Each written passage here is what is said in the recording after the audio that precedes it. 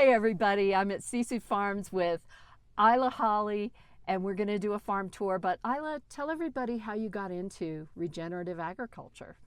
So both my husband and I grew up in this community in Colorado, and then we moved to Los Angeles to spend about 13 years working in the film and television industry.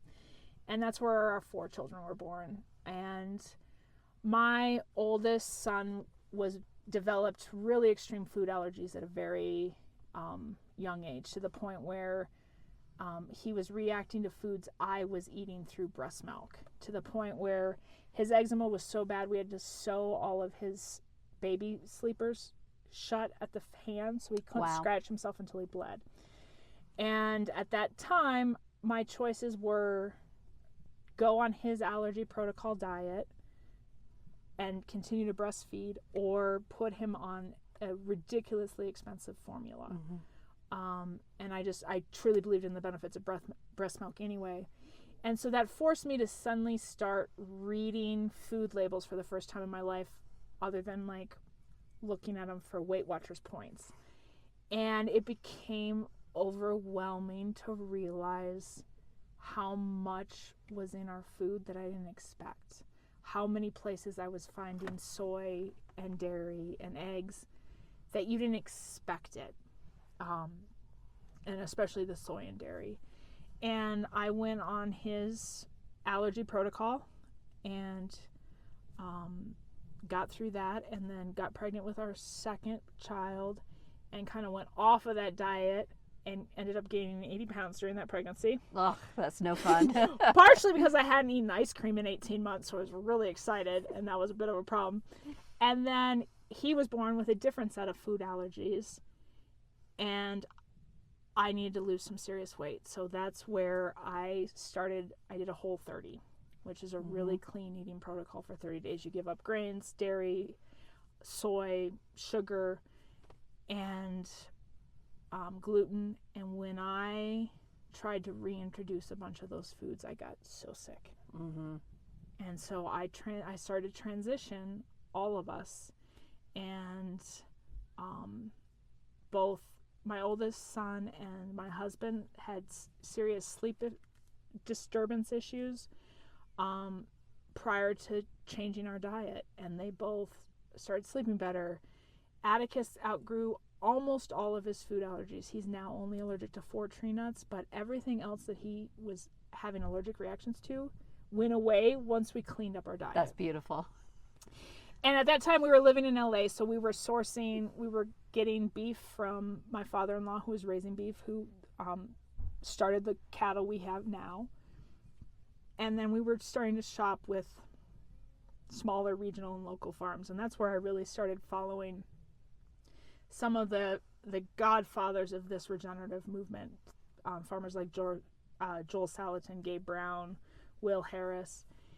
And that's what really kind of solidified shopping from local farmers, knowing where our food was coming from. And then over time, we had the ability to come back to Colorado and farm the land my husband's family has here. And that's what brought us to doing this and to raising food for our family and our community. So my question is the main purpose of having pigs like building the soil? Or tell me about the purpose for having the pigs. Or do you sell bacon and so it's twofold. Pork production is a big thing for us. It's our top product. It's our one product that we can raise and do year round at a pretty sustainable amount. We also have beef cattle, but pigs finish a lot faster. For fully grass-fed pasture-raised beef, it's usually 3 years before, 2.5 to 3 years before we process them. So from a sustainable financial point of a farm, having pigs allows us to turn a product much faster. We do often use them out in the pasture to root up things like sagebrush, and then we'll follow behind them with grass seed as we're trying to rejuvenate some of the soil. we are in a hard climate to do that because of our long winters again. And pigs are used in a lot of areas to root up and to clear areas so that they can be rejuvenated as grasslands. Yeah, and you can see they really do root. You know, they're just digging in the dirt, and what are they eating? There's probably some insect activity in there. They also, our pigs have they get a commercial pig feed, but they also get any of our broken eggs from our hens. Oh, neat. They get scraps from chicken processing, so they'll eat the guts from the chickens, which is a very standard. Pigs are omnivores. They are scavengers in the wild. They eat meat and they eat vegetable. And then we also take all the salad bar scraps from the high school, all the expired produce from one of our local grocery stores. Cool. So they get all of that as well. Yeah, you guys are like right next door to the high school, aren't you? Yeah, we are. Like, the high school is right there. Okay, so, literally, folks, that is the high school on the other side of those trucks. Very handy, and what a great thing to be able to utilize their scraps, their lunch scraps. It's a fantastic way to, one, we don't have a landfill in our area, so all trash has to be trucked out of here. So whatever we're able to reutilize by feeding it to animals helps reduce the amount of waste being trucked out. It helps reduce food waste in our landfills, which, if you dig into that, food waste, rotting food waste, both in farm areas where full harvest isn't taking place because it may not be economically viable, as well as post-consumer food waste rotting in landfills, is the third largest contributor to greenhouse gases. Now that's crazy, and I've never heard that. So it comes in, if it were a country, it would be right behind China and the United States as far as greenhouse gas contribution, and that's food waste rotting. Wow. And you said that, so go back to what you said about some of that being crops that are not viable, and yeah, tell me about that, because this is a part of the problem. Part of the problem is, and especially with our monoculture industrial food things, and it's a whole economic thing that I can't pretend to fully understand, but when commodity prices are set, there are times where it is no longer financially viable for a farmer to harvest everything, because what it would cost them to harvest it is less than what they would pay. And I've seen it in cases with like celery farms and stuff where they'll just leave it because it doesn't make sense to harvest it. And then people are starving, so we have a big issue here. Well, and the issue is so massive, and if you look at the fact that we produce more calories than we need, which also feeds the obesity epidemic and that whole situation, but our food is not nutritious as it once was. True that. And money and subsidies are put on high yield, high calorie crops, soy, corn, wheat, rice. Currently, or at least the last time I looked at it, the only farm subsidy for produce goes to apples. And that is the only actual fruit or vegetable that qualifies for farm subsidies off the Farm Bill. Okay, now I'm going to put your LA skills to work here. You Okay. You do me for a second. Okay, so what I understand is the government, of course, subsidizes these high yield, high money crops, which is how they can afford to exist. People tell me all the time, I can't afford to eat organic, but they don't understand that the reason they can afford to eat, pardon my French, crap, is because the government is subsidizing that stuff. Otherwise, those farmers could not make it happen either. So this is why what you guys are doing is just so vital, because this is the answer to the entire huge problem is small family farms. And are you aware of the statistics with small family farms? Because I'm not. As far as small family farms, I believe, and I'd have to look up some of the statistics, but we're currently at a place where the average family farm in the United States is run by someone over the age of 60. like 85% of them, I believe, and there is not succession. And part of that is land cost. When a farmer retires, a lot of times it's not a glorious lifestyle to pass down. No. Kids are, they're not saying, oh, come take over the farm. And if there are multiple children and one wants to take over the farm and others don't, a lot of times they can't afford to buy out. Right. So there's that factor. And things like organic, the financial burden falls on the farmer to prove that they're raising things in an organic way.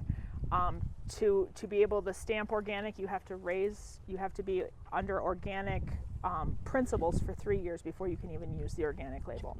Then every year you have to go back and be recertified, checked, and there's all this stuff to prove your food's safe.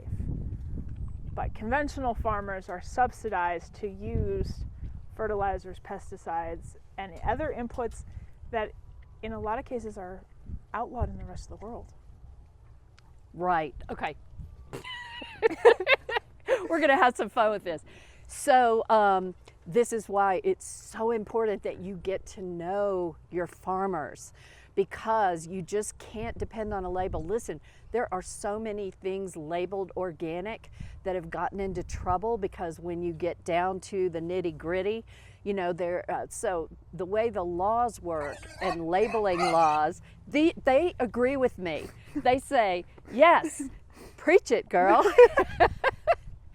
But the way the laws work, you could buy a packaged food that's labeled organic and it could have other problems in it. It could have chemicals in it. It could have preservatives and things. And they're even so tricky with something like cereal. If you don't put the chemicals in the actual food, but you put the chemicals in the bag that the cereal is enclosed in, you can still label it.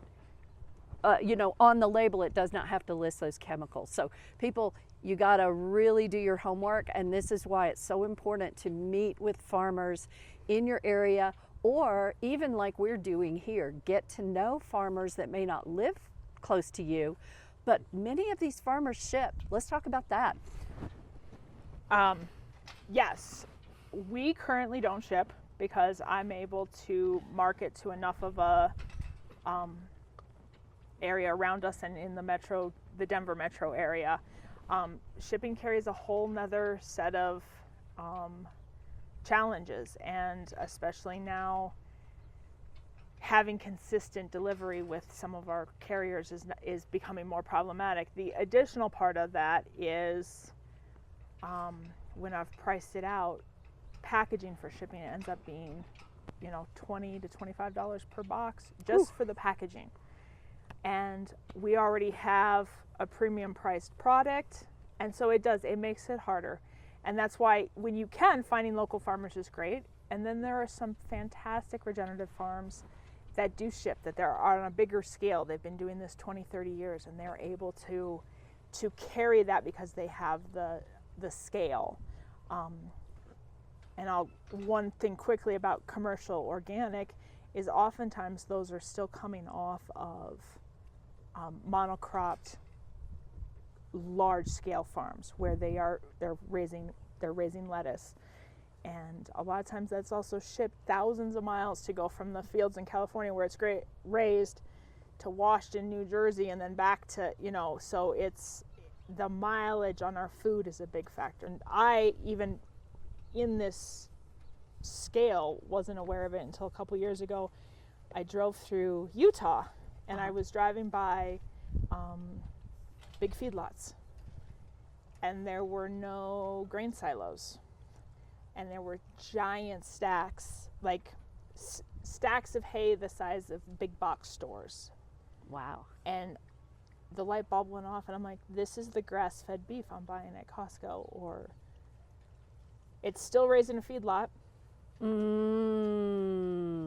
But they're just bringing grass to it. It's not, and my vision always had been grass-fed beef is out on pasture grazing, but in a large-scale commercial operation, it's often not. There's still feedlots, they're still in confinement feed operations, but they're being fed hay instead of grain, which ultimately is still a better option. And if that's all you can get and what can fit into your family's budget, it's still better than grain-fed beef as far as the health of the animal, personal health, the composition of the meat. But it's important to be aware that that's what that is. And this is only used during the summer months because of like water freezing and stuff. So the hens will, when they first get moved in here in the spring, their nesting boxes are there. They get moved in the spring, and they will sleep in here every night.